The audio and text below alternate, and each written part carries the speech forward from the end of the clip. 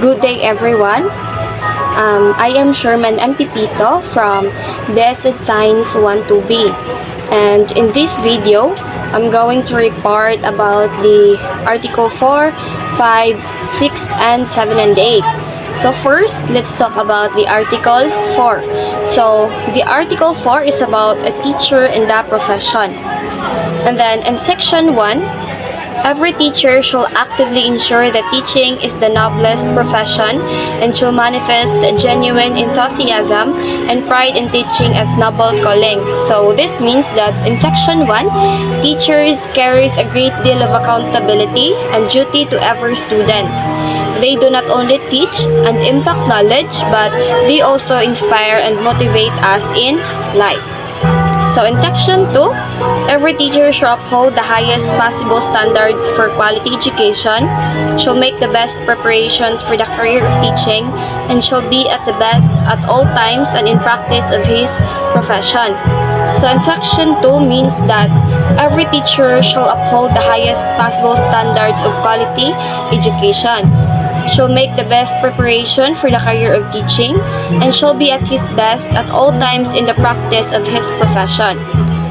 And then in Section 3, every teacher shall practice in Continuing Professional Education or CPE program of the Professionals Regulation Commission and shall pursue such other studies as well, improve this efficiency, enhance the prestige of the profession, and strengthen his competence, virtues, and productivity in order to be nationally and internationally competitive.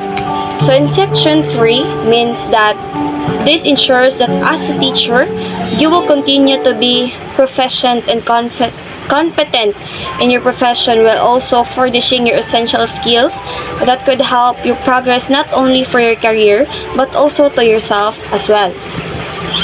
And then in Section 4, every teacher shall help, if duly authorized, to seek support from the school, but shall not make improper mispreparations through personal advertisements and other questionable means. So, this Section 4 means that the teacher does not end up by just teaching to the students.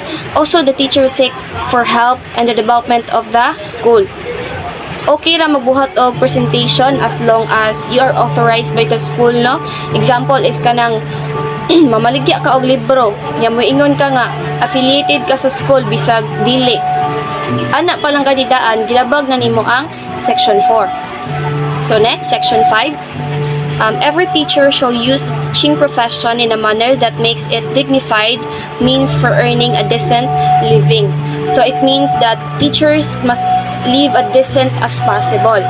As a teacher, okay ra na kay business to have other means of earning, but make sure lang decent na siya and legal as well. So next is the Article 5. So in Section 1, Teachers shall at all times be imbued with a spirit of professional loyalty, mutual confidence, and faith in one another's self-sacrifice for the common good, and full cooperation with colleagues. So, here in Section 1, it is aboutable naman sad, no? So, let's proceed to Section 2. So, Section 2, a teacher is not entitled to claim credit or work not of his own, and shall give due credit for the work of others which he may use. So, this means that this tells us about the teacher's job of protecting the right to intellectual property. Give credit where credit is due, acknowledge people nga na-involved. Cite references in your research. Do not own something that is not yours. So, instances that against Section 2, for example, is kanang plagiarism or kanang kapihon ang module sa laing maestra, nagibuhat sa laing maestra, like kanang dili ikaw may gabuhat. So, kung inana gani, imo na nagilabag ang Section 2 sa Article 5. So next is the Section 3. Before leaving his position, a teacher should organize for whoever assumes the position such records and other data as are necessary to carry on the work. So here in Section 3, this means that it is also professional to do this. Before leaving the position, then you have to talk to the person who would assume your position. Kinsay mo sunod or mapuli sa imong position. Maghatag kag instructions about ins and outs of the position. You also have to give the necessary documents that would help this person to carry on the work. Dapat mo support ka, mo guide ka if he or she needs your guidance. And the next is section 4.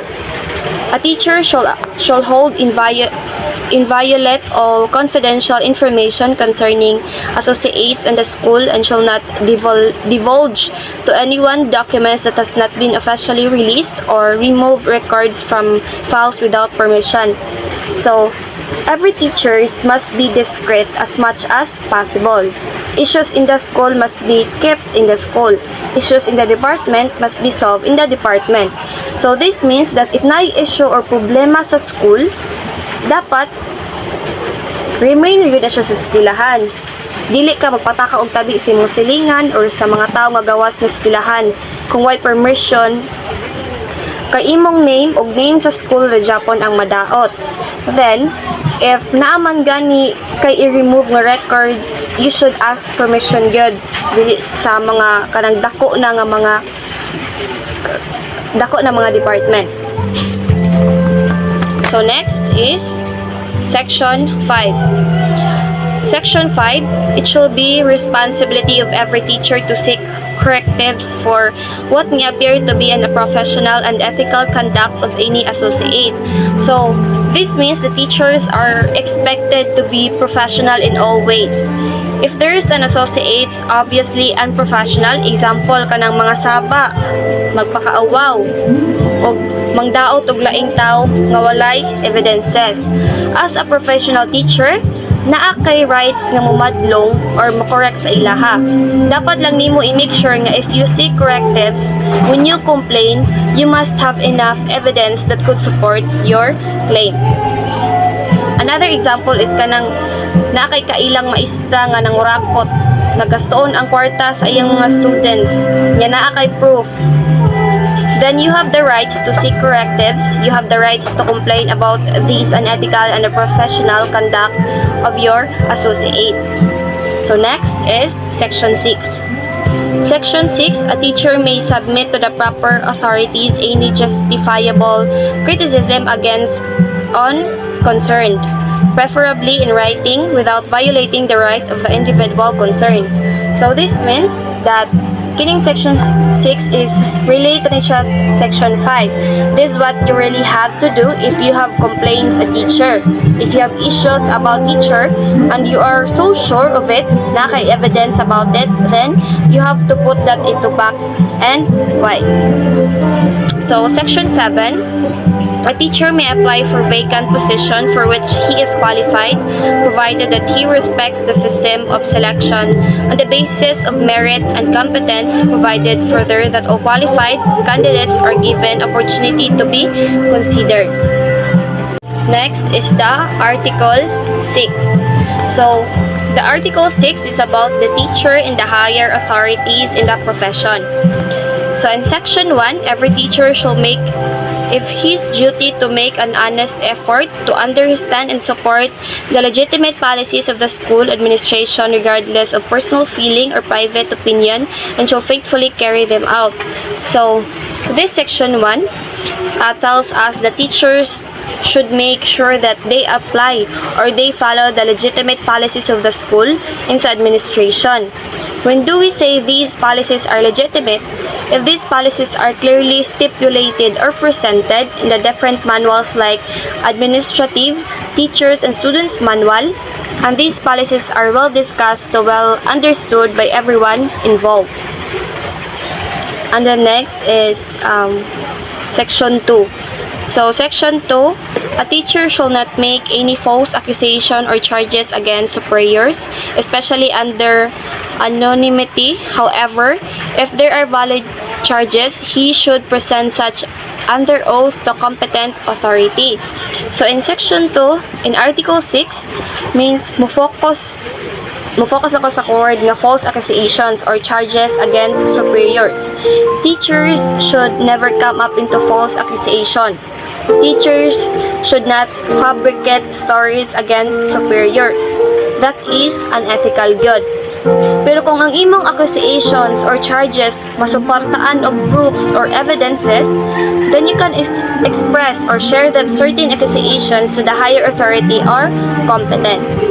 Next, section 3. A teacher shall transact all official business through channels except when special conditions warrant a different procedure, such as when special conditions are advocated but are opposed by immediate superiors. So, teachers should always be aware about SOP or standard operating procedures. Teachers should transact official business through channels. We have to know protocols before to proceed to the president to discuss things about themselves first, and to the program coordinator, to dean, and to the higher authority. Next is section 4. Every teacher, individually or as part of a group, has a right to seek redress against injustice to the administration, and to extent possible shall raise grievances within acceptable democratic processes. So, teachers have this right to stand against discrimination and injustice that are happening in the school. Teachers have the right to raise complaints about unprofessionalism to the administration. And if there are some rights nga wala gihatag sa maestra or naay mga policies nga wala gi-implement, or there are some policies that adversely affect the teachers and the students alike, the teachers have the right to stand against those. But always do remember lang nga when you do this, that if you stand discrimination and against injustice, you have to do this in a manner that does not jeopardize or threaten the welfare of the students. So, in section 5, every teacher has right to evoke the principle that appointments, promotions, and transfer of teachers are made only the basis of merit and needed in the interest of the services. And then in section 6, a teacher who accepts a position assumes a contractual obligation to live up to his contract, assuming full knowledge of employment terms and conditions. So next is the Article 7. So the Article 7 is about school officials, teachers, and other personnel. So section 1. All school officials shall at all times show professional courtesy, helpfulness, and sympathy towards teachers and other personnel. Such practices being standards of effective school supervision, dignified administration, responsible leadership, and enlightened directions. So this means that school officials, no matter how the positions are, should at all times show courtesy, helpfulness, and sympathy towards teachers, students, and other personnel, because your position does not give you the rights to disrespect people who are your subordinates. Next is the section 2. School officials, teachers, and other school personnel shall consider if their cooperative responsibility to formulate policies or introduce important changes in the system at all levels. So this is debatable. So next is the section 3. School officials shall encourage and attend the professional growth of all teachers under them, such as recommending them for promotion, giving them due recognition for meritorious performance, and allowing them to participate in conferences and training programs. So, this section means that school officials should be very vocal as regards supporting teachers' professional and personal growth. Encourage them to have their further studies, genuinely encourage them to finish their master's degree or their doctorate degree. And then next is the section 4. No school officials shall dismiss or recommend for dismissal a teacher or other subordinates except for cause. So, this means that school officials, maybe the principals, deans, are not allowed to recommend teachers for dismissal unless if the reason are refutable cause. So, dili mo magpataka og kanang dismiss, no, kung ang rason dili refutable. Di ko ka magpatakag storya, no, di ka magpatakag buhi storya para lang mapahawa na siya nga maestra.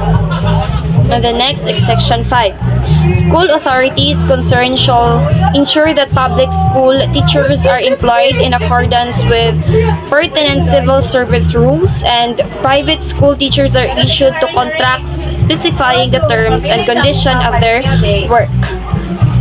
So next is the Article 8. So the Article 8 is about the teachers and the learners. So section 1. A teacher has the right and duty to determine the academic marks and the promotion of learners in the subject or grades he handles, provided that such determination shall be in accordance with generally accepted procedures of evaluation and measurement. So this section 1 means that the teacher has the sole duty to determine the academic marks of the students. The teachers are the one computing the scores of the students, while the students are the one who makes their grades. So night times nga ang mga teachers will look some of the important data there. So if na complaints, you should, and as a teacher, no, you should accept the complaints and listen to it.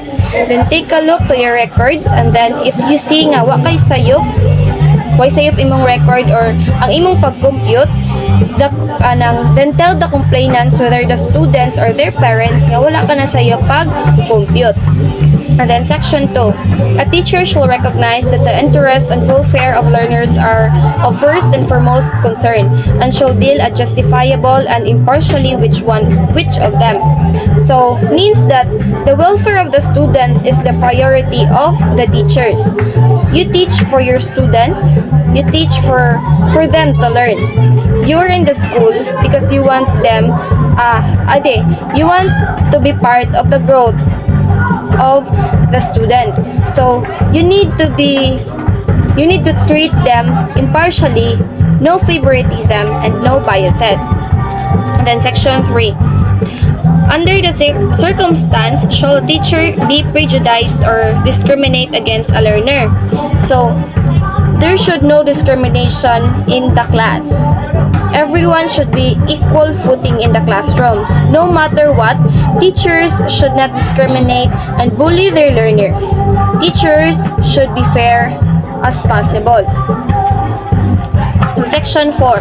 A teacher shall not accept favors or gifts from learners, their parents, or others on their behalf in exchange for requested conditions, especially if undeserved. So, hitting section 4, there are some issues, no, nowadays nga kanang naay some parents nga or naay mga parents nga hiligayo mohatag og gifts sa mga maestra. Dili lang tungod kay maestra ka, pero tungod kay na sila'y ganahan in return, no, ganahan sila nga ma-honor ilang anak or something. Mom jud nay kanang issues to mostly sa elementary. So don't accept gifts good. And then section 5. A teacher shall not accept directly or indirectly any remuneration from tutorials other what is authorized for such service. So